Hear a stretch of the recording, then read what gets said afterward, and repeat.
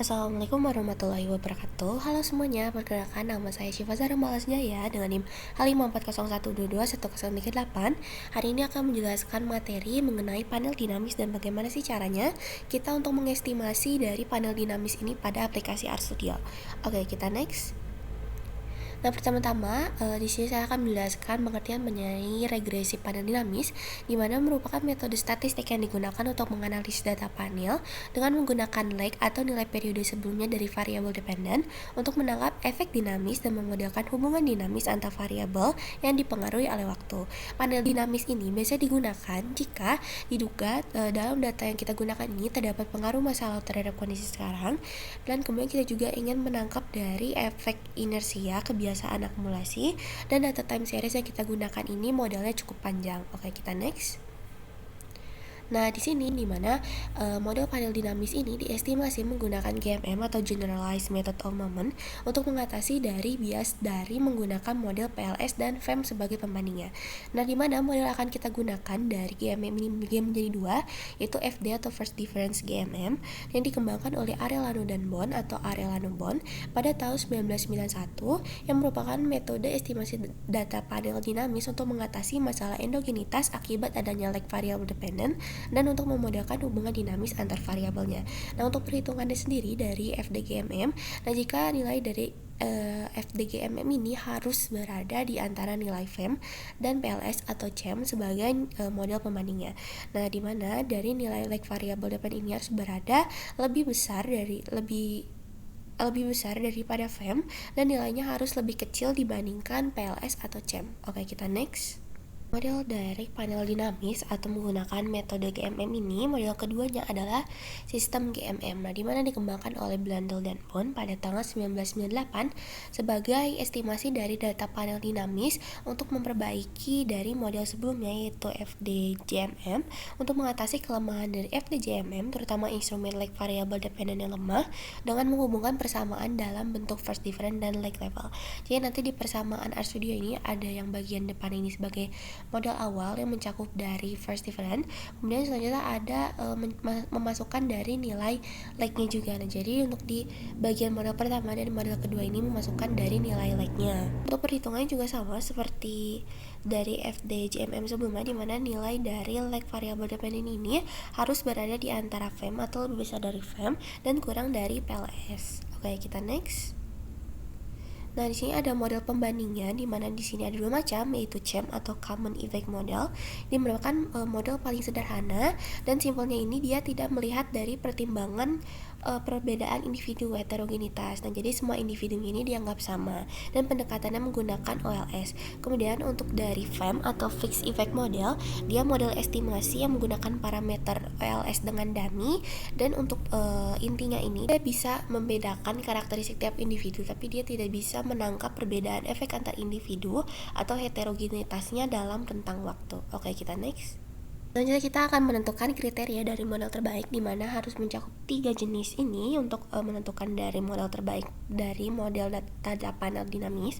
Yang pertama harus valid, di mana kita dapat melihat validitas datanya dari uji Sargan atau Sargan test, yang nilainya ini jika mencapai probabilitas atau p-value-nya pada stata atau statistik pada IFUS memiliki nilai lebih dari taraf 0,05 atau taraf nyata 5%, maka dia terima H0 dan datanya ini lolos uji validitas. Yang kedua, datanya ini harus konsisten, di mana kita dapat melihat kekonsistenan dari data ini melalui uji Arellano-Bond atau Arellano-Bond test, yang dimana dikatakan konsisten jika nilai dari perpatok p-value ini tidak signifikan atau lebih dari 0,05. Kemudian untuk data yang ini juga harus tidak boleh bias, kita dapat melihat dari nilai koefisien variabel lag yang berada di antara FEM dan PLS tadi melalui uji kebiasaan, atau di sini versi uji ketidakbiasaan, yang dikatakan tidak bias jika nilai dari koefisien variabel lag ini berada di antara nilai FEM dan PLS. Oke, kita next.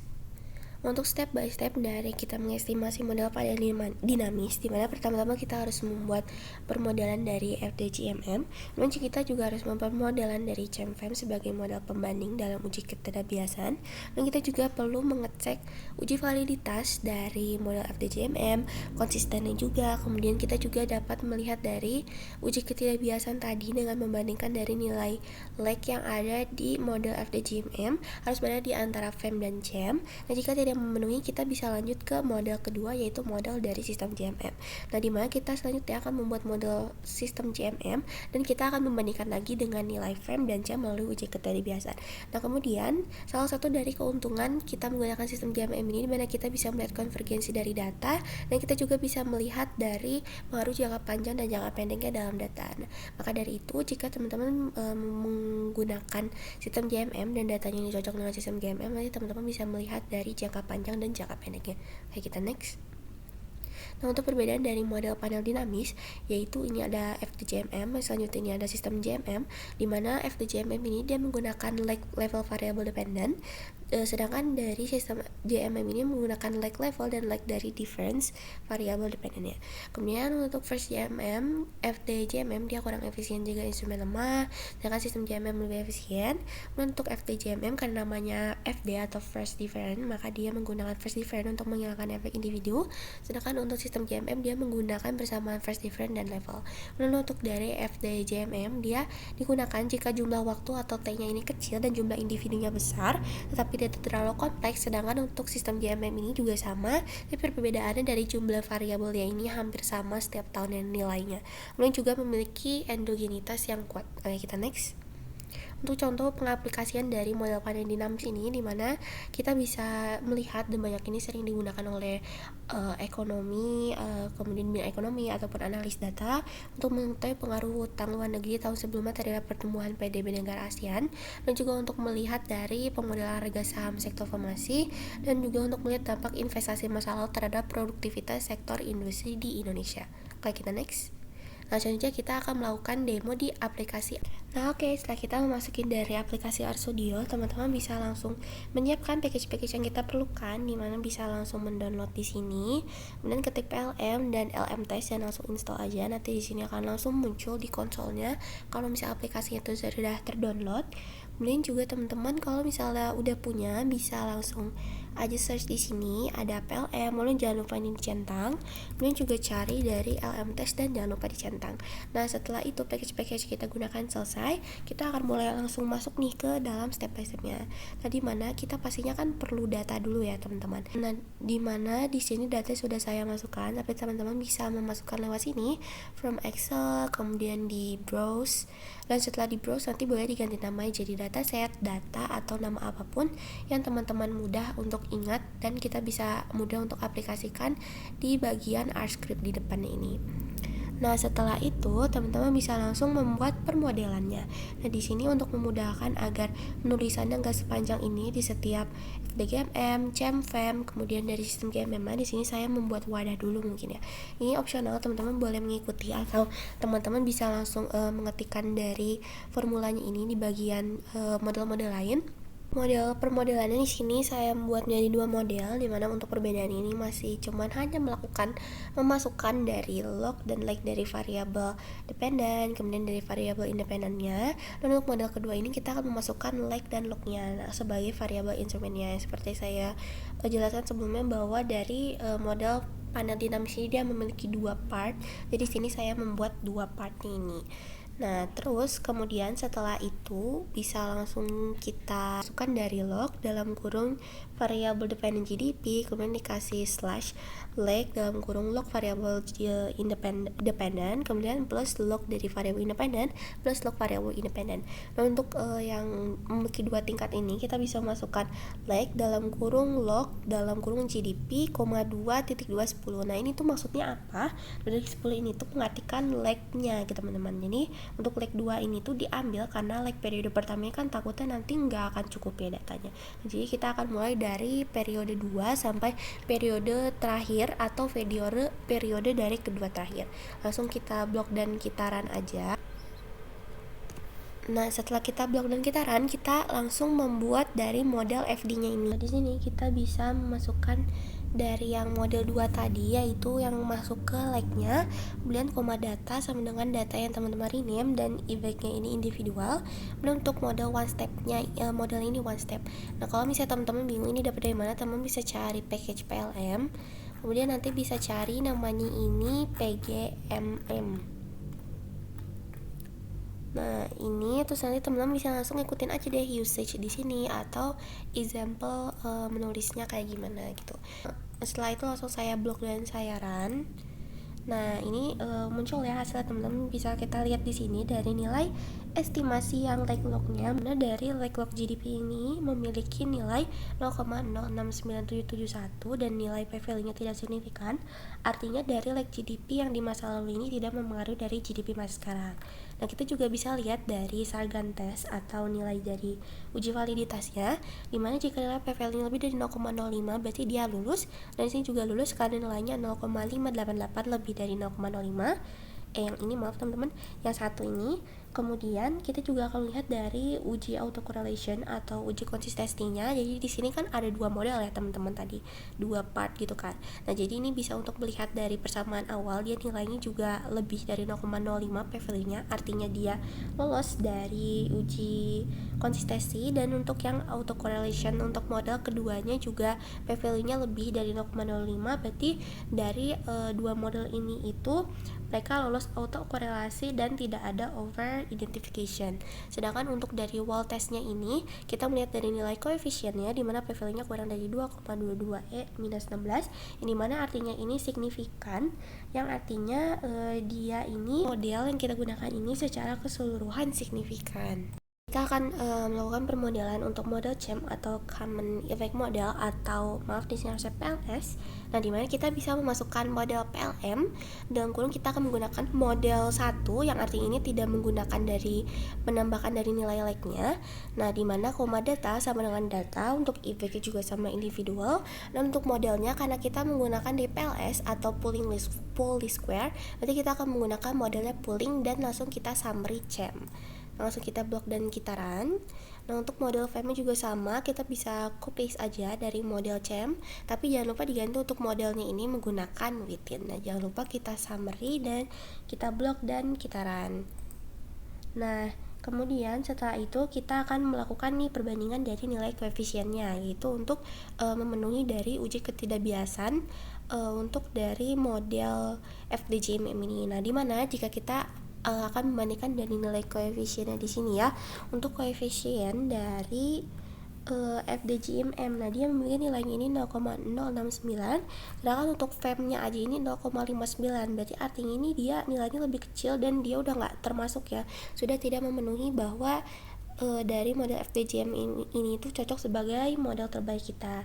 Dan kita juga lihat dari model PLS nya memang lebih kecil, tapi dia tidak lebih besar nilainya daripada nilai VM. Nah, maka dari itu FDGMM bukan merupakan model terbaik kita. Kita akan melakukan model kedua, yaitu model dari sistem GMM, dimana kita juga sama akan melakukan rumusnya ini seperti yang FDGMM. Teman-teman bisa copy paste aja, tapi jangan lupa di akhirnya ditambahkan dengan transformation LD.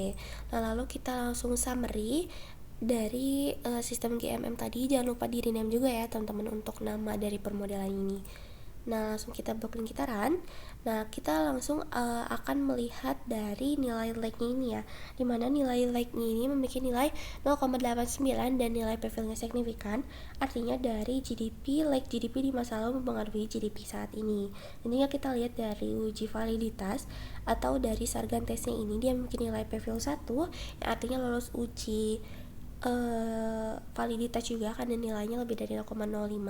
Namun untuk autocorrelation baik dari model 1 dan model kedua juga sama-sama lebih dari 0,05 tarak nyatanya, yang artinya dari kedua model ini juga lolos dari masalah autokorelasi. Dan biasanya kita melihat dari yang model kedua ini ya teman-teman, yang artinya juga model ini mengatakan bahwa valid. Dan jika kita lihat dari wall testnya ini, nilai P value juga memiliki nilai sama dengan model-model sebelumnya, dimana nilai P value 2,22 E-16, yang artinya juga signifikan, dimana model ini mempengaruhi, dimana model ini menjelaskan keseluruhan dari signifikan dalam datanya. Nah, selanjutnya kita akan melakukan perbandingan melalui uji ketidakbiasaan. Sis GMM ini 0,89, untuk nilai dari FEM-nya ini 0,595, yang artinya lebih gede ya teman-teman. Nah, kemudian untuk nilai dari CEM-nya ini, tapi nilainya yang ini ya, yang like log ini nilainya 0,980956. Nah, yang artinya bisa kita lihat bahwa perbandingan ini dari uji ketidakbiasaan, nilai dari lag dependent ini nilai dari lag log dependent ini sudah sesuai ya teman-teman, karena dia lebih besar daripada nilai FEM-nya 0,59 dan juga lebih kecil dari nilai lag log-nya yang 0,9809. Nah, maka dari itu dari model sistem GMM ini bisa dikatakan sebagai model terbaik yang akan kita gunakan. Karena kita semuanya sudah melakukan dan menemukan model terbaik nih untuk data kita yang akan kita gunakan, model panel dinamika yang mana. Selanjutnya dari karena model kita gunakan ini model sistem GMM, seperti yang sudah saya jelaskan di materi sebelumnya, bahwa sistem GMM ini memiliki satu keuntungan di mana kita bisa melihat dari laju konvergensi dan kita juga bisa melihat pengaruh jangka panjang dan pendek dari tiap variabel terhadap variabel dependennya. Nah, maka dari itu sekarang kita akan melakukan estimasi untuk mendapatkan nilai laju konvergensinya, dimana teman-teman bisa langsung masukkan rumus ini, bisa langsung masukkan sis GMM, jangan pakai titik, kemudian tanda dolar, koefisien satunya di sini maksudnya adalah koefisien baris pertama, yaitu dari like variable dependent, kemudian di blok dan di run, dan jangan lupa di blok dan run bagian bawah juga. Dan bisa kita lihat bahwa nilainya ini 0,8945. Dan kita juga akan melihat dari konvergensinya, bisa melihat memasukkan rumus minus log dalam kurung coef lag D. Kenapa ini minus log? Karena memang dari rumus begitu ya teman-teman. Dan jangan lupa di rename conv atau konvergensi dan langsung kita blok dan kita run aja. Nah, kita lihat hasil di sini ya teman-teman, dimana nilainya ini sebesar 0,114097, yang artinya setiap tahun atau tergantung satuan waktu yang teman-teman gunakan ini terjadi konvergensi atau pengurangan kesenjangan antara GDP atau variabel Y antar masing-masing cross sectionnya sebesar 0,111 dikali 100%, 11,14% dari pengurangan kesenjangan. Mengetahui pengaruh jangka pendeknya, kita dapat scroll lagi, kemudian kita bisa melihat dari nilai sistem GMM-nya, langsung kita blok dan kita run lagi aja. Kita bisa melihat dari nilai koefisiennya yang lag-nya ini ya teman-teman, dimana dapat mengasumsikan dari pengaruh jangka pendek variabel independen atau yang X-nya ini terhadap variabel dependennya, di mana populasi estimasinya sebesar 0,096. Signifikan berarti dia memiliki pengaruh jangka pendek terhadap populasi terhadap GDP. Nah, sedangkan untuk HDI ini nilainya estimasinya lebih kecil dibandingkan populasi dan tidak signifikan, yang artinya dia tidak memberikan pengaruh jangka pendek terhadap GDP. Nah, kemudian kita jika melihat dari pengaruh jangka panjangnya, kita bisa untuk mengakumulasikan dari keseluruhan pengaruh. Nah, dimana kita bisa menggunakan dari persamaan ini, yaitu CLR titik Y atau variabel independen teman-teman punya sama dengan sis, maaf ini harusnya sis aja nggak pakai GMM, sis GMM coef 2 dibagi dalam kurung 1 minus yang coef lag D nya tadi. Dan jangan lupa di rename, kita blok dan kita run. Nah, kita bisa lihat hasil di sini bahwa 0,914069, yang artinya dari koefisien 2 atau nilai populasi ini itu memiliki pengaruh jangka panjang sebesar 0,914, atau mungkin jika kita jadikan kali 100, nilainya ini itu